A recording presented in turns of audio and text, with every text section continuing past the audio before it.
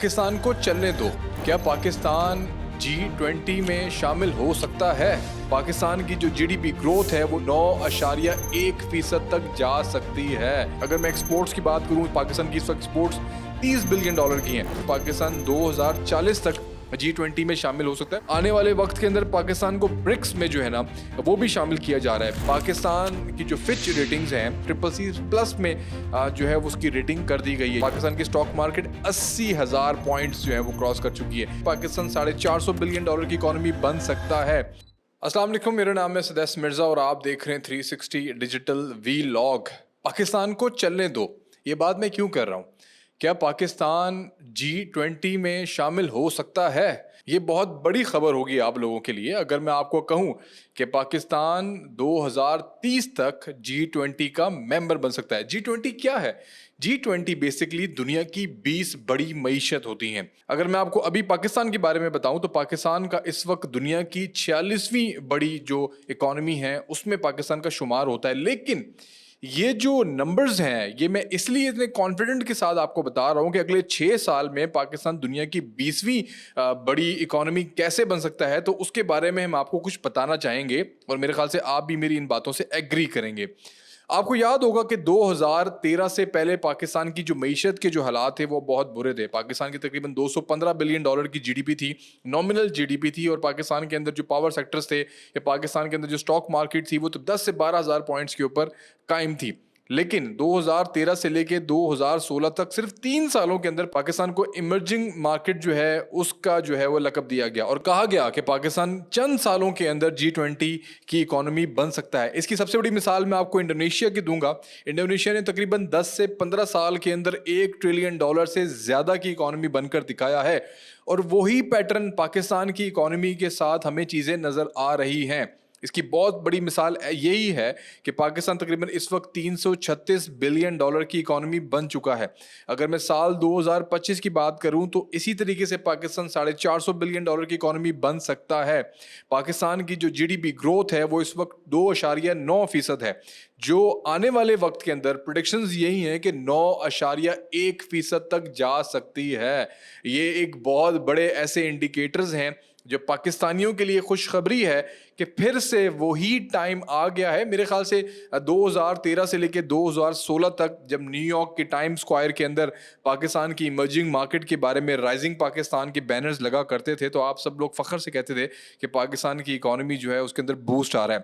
तो वही कुछ इस तरह की सिचुएशन पाकिस्तान के साथ इस वक्त बनने जा रही है। अगर मैं एक्सपोर्ट्स की बात करूं, पाकिस्तान की इस वक्त एक्सपोर्ट्स $30 बिलियन की हैं, जो 5 से 6 सालों के अंदर तकरीबन $50 बिलियन की प्रोडिक्शंस हैं। और अमेरिकन एजेंसीज हैं जो ये प्रेडिक्ट कर रही हैं कि पाकिस्तान 2040 तक G20 में शामिल हो सकता है, मतलब दुनिया की 23वीं बड़ी इकोनॉमी होगा।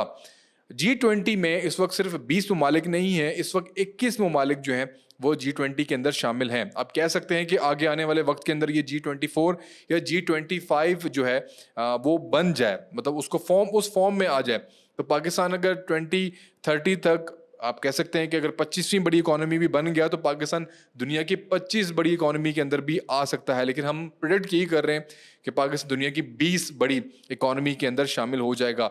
आने वाले वक्त के अंदर पाकिस्तान को ब्रिक्स में जो है ना वो भी शामिल किया जा रहा है। ब्रिक्स जो ब्राज़ील, रशिया, इंडिया, चाइना और साउथ अफ्रीका पे मुश्तमिल ये कुछ कंट्रीज हैं जिनका एक ब्लॉक है। पाकिस्तान भी उसके अंदर उम्मीद कर रहे हैं कि चाइना और रशिया के वोट से पाकिस्तान जो है वो ब्रिक्स इकोनॉमी का भी हिस्सा बनने जा रहा है।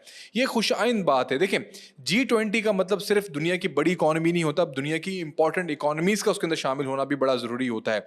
तो पाकिस्तान की जो मीशत है वो ज़रूर मैं ये कहूँगा कि बहुत अहम तरीन इकोनॉमी है। CPEC हो या वन बेल्ट वन रोड हो, इन दोनों के अंदर जो है पाकिस्तान का किरदार इंतहाई अहम नहीं बल्कि सबसे अहम है। तो ये बहुत सारी ऐसी चीज़ें हैं जो खुशखबरी हैं पाकिस्तान के लिए। जो नाकदीन है या पाकिस्तान के खिलाफ बातें करने वाले जो लोग हैं उनको मैं ये कहना चाहूँगा कि पाकिस्तान को चलने दो। ये मेरा शुरू का एक स्लोगन था। पाकिस्तान को अगर आप चलने देंगे तो पाकिस्तान में ना सिर्फ एक जो शख्स है उसकी 50,000 जो माहाना कम अस कम जो आमदनी है वो 50,000 तक जा सकती है।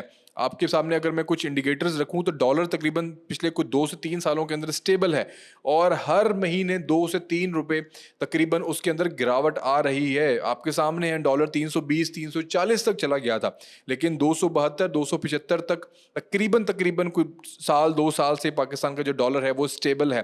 पाकिस्तान की जो फिच रेटिंग्स हैं उसमें तकरीबन कोई ट्रिपल सी जो माइनस थी या ट्रिपल सी स्टेबल थी, वो ट्रिपल सी प्लस में जो है उसकी रेटिंग कर दी गई है। ये वो रेटिंग्स होती हैं जो इमर्जिंग मार्केट्स को दी जाती हैं या जिन ममालिक के अंदर ग्रोथ जो है वो बहुत तेज़ी से आगे जा रही होती है, तो उन ममालिक को ये रेटिंग्स दी जाती हैं। इसकी सबसे बड़ी एग्जांपल जो है पाकिस्तान की स्टॉक मार्केट है। पाकिस्तान की स्टॉक मार्केट 80,000 पॉइंट्स जो है वो क्रॉस कर चुकी है। एक बेंचमार्क है, ये पूरी दुनिया की पाकिस्तान के ऊपर इस वक्त नजरें हैं, खासतौर पर सीपैक के हवाले से। और जो इन्वेस्टमेंट पाकिस्तान के अंदर आ रही है, मर्क्स एक कंपनी, शिपिंग कंपनी, वो $2 बिलियन की इन्वेस्टमेंट कर रही है। सऊदी अरेबिया, दुबई, पाकिस्तान के एयरपोर्ट्स पे जो है वो इन्वेस्टमेंट्स कर रहे हैं। पाकिस्तान के डिफरेंट जो है वो सेक्टर्स के अंदर इन्वेस्टमेंट्स कर रहे हैं। पाकिस्तान की टेक्सटाइल जो पूरी दुनिया के अंदर एक वक्त था बड़ी मशहूर थी, और एक वक्त आया कि पाकिस्तान ने टेक्सटाइल का गिरावट दिखी पाकिस्तान के अंदर।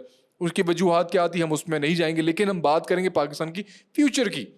तो पाकिस्तान इस वक्त एक इमर्जिंग मार्केट बन चुका है और आने वाले वक्त के अंदर पाकिस्तान में और मजीद हम बेहतरी देख रहे हैं। ये वो इंडिकेटर्स हैं जो मैं आपको बता रहा हूँ पाकिस्तान की ग्रोथ के हवाले से।